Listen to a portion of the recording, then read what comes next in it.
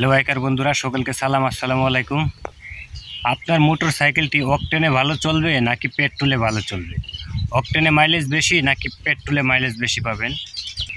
Octane কি ইঞ্জিনের ক্ষতি করে নাকি পেট্রোল ইঞ্জিনের ক্ষতি করে? এরকম ভিডিও ইউটিউবে অনেক ভিডিও রয়েছে, আমি কয়েকটি ভিডিও দেখছি। কেউ বলছে অকটেনে বাইক ভালো চলে, আবার কেউ বলছে পেট্রোলে বাইক ভালো চলে। এই বিষয় সম্পর্কে আমি আজকের ভিডিওতে আপনাদের সম্পূর্ণ একটি সঠিক তথ্য ধারণা দেওয়ার চেষ্টা করব। আশা করি আপনারা সকলে ভিডিওটি সম্পূর্ণ দেখবেন। আসলে আমরা যেটাকে অকটেন এবং পেট্রোল নামে চিনি, এটা বাংলাদেশের বাইরে গ্যাসোলিন নামে চিনি। তো এই গ্যাসোলিনের একটা ইন্টারন্যাশনাল গ্রেড রয়েছে, সেটি হচ্ছে আমরা যেটা পেট্রোল নামে চিনি সেটার ইন্টারন্যাশনাল গ্রেড হচ্ছে 86, এবং যেটা অকটেন নামে চিনি সেটার ইন্টারন্যাশনাল গ্রেড হচ্ছে 91। আমি বিজ্ঞান ভিত্তিক কোনো আলোচনায় যাব না, সহজভাবে আমি আলোচনা করব। যেহেতু অকটেনের গ্রেড নাম্বারটা একটু বেশি 91, research octane number RON number, তো পেট্রোলের তুলনায় অকটেনটা একটু বেশি পরিশোধিত। তাই বোঝা যায় পেট্রোলের চেয়ে অকটেনে বাইক ভালো চলবে এবং বাইকের ইঞ্জিনের জন্য ভালো হবে। আবার অনেকে বলেন আমি তো পেট্রোলে চালাই, তাহলে আমার বাইক তো পেট্রোলে চলে, তাহলে আমি কেন অকটেনে চালাবো? তাদের জন্য ছোট্ট করে একটা উদাহরণ দেই।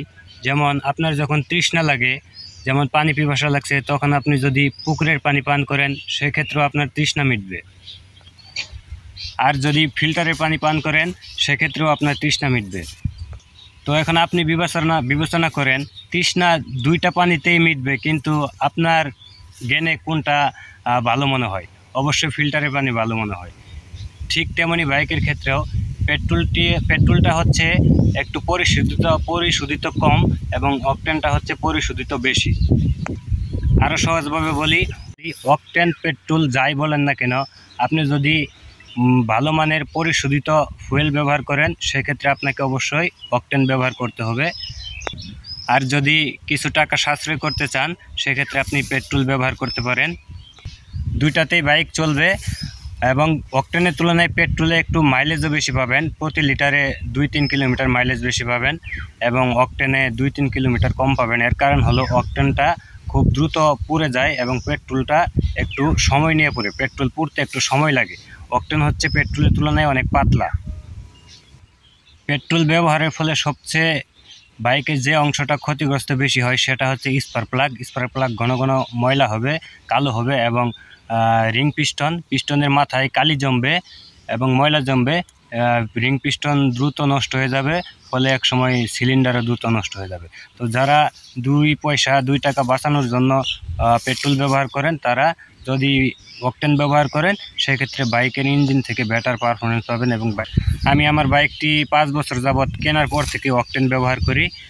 মোটামুটি 75,000 কিলোমিটারের পর্যন্ত বাইকটি চালানো হয়েছে, এখন পর্যন্ত ইঞ্জিনের কাজ করানো হয় নাই।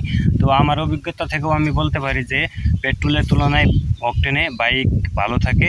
অকটেনে যদিও 2-3 কিলোমিটার মাইলেজ কম পাবেন, সেক্ষেত্রে আপনার বাইকটা ভালো থাকবে। তো ভিউয়ার্স, সকলকে অসংখ্য ধন্যবাদ ভিডিওটা সম্পূর্ণ দেখার জন্য। সকলকে আবারও সালাম, আসসালামু আলাইকুম।